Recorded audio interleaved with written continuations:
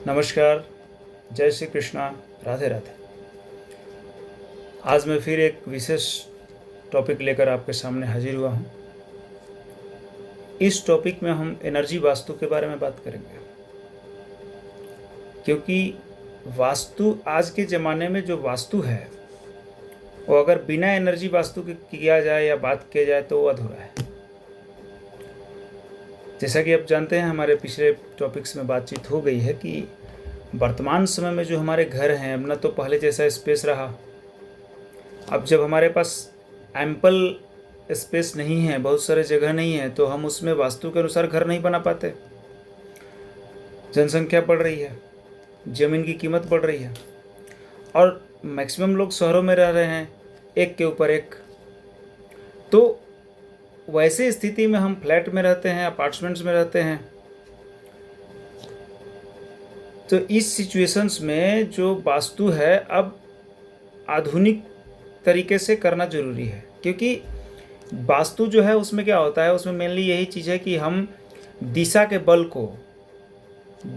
के बल को अपने जीवन में, अपने दिशाओं के बल को उतारना ही वास्तु है।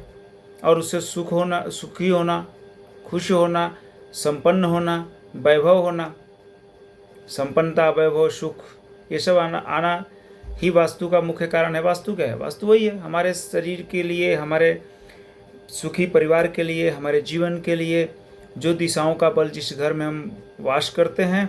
वास्तु मतलब वास प्लस अस्तु है, मतलब जहाँ आप वास करते हैं उस जगह से जो सुख मिले वही वास्तु है। तो आज के समय में एनर्जी वास्तु बहुत महत्वपूर्ण है।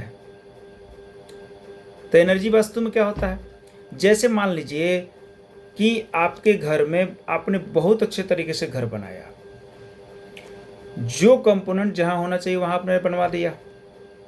आपका नॉर्थ ईस्ट में टॉयलेट नहीं है, जहां टॉयलेट होना चाहिए, जैसे ईएसी में, WNW में, SSW में आपने टॉयलेट बनवा रखा है। शयन कक्ष जहाँ होना चाहिए वहाँ बनवा दिया, साउथ में बनवाए, वेस्ट में बनवाए, इस समय आपका शयन कक्ष है। नॉर्थ में आपने नॉर्थ ईस्ट और ईस्ट में आपने ड्राइंग रूम बनाया, नॉर्थ ईस्ट में और इसी तीनों क्षेत्र में कहीं आपने पूजा रूम बनाया। तो कुल मिला के आप ठीक ठाक हैं। और आपका जो मुख्य द्वार है वो भी आपने नॉर्थ और नॉर्थ ईस्ट में और E3, E4, N3, N4, N5 ये सब में खोल रखे हैं, लेकिन फिर भी आपको रिजल्ट नहीं मिल रहा है। तो वहाँ पे एनर्जी वास्तु बड़ा काम करता है, वहाँ पे एनर्जी वास्तु बहुत काम करता है। तो एनर्जी वास्तु कैसे काम करता है? उस एनर्जी वास्तु के लिए हमें क्या करना होता है कि हम घर में जो ऑरा स्कैनर है उसके माध्यम से घर के एनर्जी को चेक करते हैं। उससे पहले अगर कोई नया आदमी अपने लिए ज़मीन खरीदता है तो ज़मीन को किस प्रकार की है, ज़मीन की एनर्जी कितनी है, उस एनर्जी को भी चेक करके ज़मीन खरीदवाया जाता है। क्योंकि ज़मीन जो है वो लैंड जो है 3 प्रकार की होते हैं। ब्राह्मणी भूमि यानी सात्विक, राजसिक, तामसिक भूमि होती है ना। रजोगुनी, सतोगुनी और तमोगुनी का भूमि भी होता है। उसी प्रकार से उसका एनर्जी होता है 100% से 120% तक या उससे अधिक।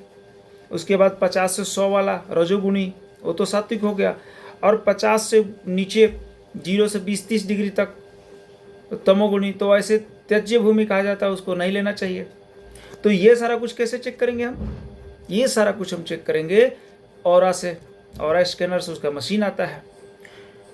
इसके अलावा अगर आपने फ्लैट ले रखा है तो उस फ्लैट सिस्टम में भी ये सब कुछ आपका सही होने के बावजूद, आपने वास्तु भी करा लिया, सब कुछ करा लिया, लेकिन अगर आपके घर में फिर भी परेशानी है तो वहां पे काम आता है फिर एनर्जी वास्तु। मान लीजिए कि बहुत सारे ऐसे घर होते हैं उसमें वास्तु में सब कुछ अच्छा है और उसके घर में कंटिन्यू आदमी बीमार पड़ रहा है, कैंसर पेशेंट्स बढ़ रहे हैं, तो 100% इसको मानिए कि वहाँ पे जियोपैथी स्ट्रेस है और उस जगह में लोग सो रहे हैं, इसलिए वो बीमार पड़ रहे हैं वहाँ पे। तो इसलिए हम ऑरा स्कैनर से ज़मीन की एनर्जी को मापते हैं। दिशाओं के एनर्जी को मापते हैं और फिर उस हिसाब से यंत्रों को लगा करके एनर्जी को बैलेंस किया जाता है। और बैलेंस करने के बाद में उस घर में जो लोग रहते हैं वो सुखी रहते हैं, खुश रहते हैं और स्वस्थ रहते हैं। इसके बारे में हम आगे आपको कभी दिखाएंगे कि कैसे हम चेक करते हैं और कैसे। तब तक के लिए धन्यवाद। आशा है आप हमारे वीडियो को पसंद करते होंगे। अपने ज्ञान को बढ़ाइए और फिर अगले वीडियो में हम आपको बताएंगे कि किस तरीके से एनर्जी वास्तु के द्वारा हम कोई चीज़ चेक करते हैं और जानते हैं। बहुत बहुत धन्यवाद। जय श्री कृष्णा। चैनल को सब्सक्राइब करिए, लाइक करिए और शेयर करिए। बहुत बहुत धन्यवाद। Thank you.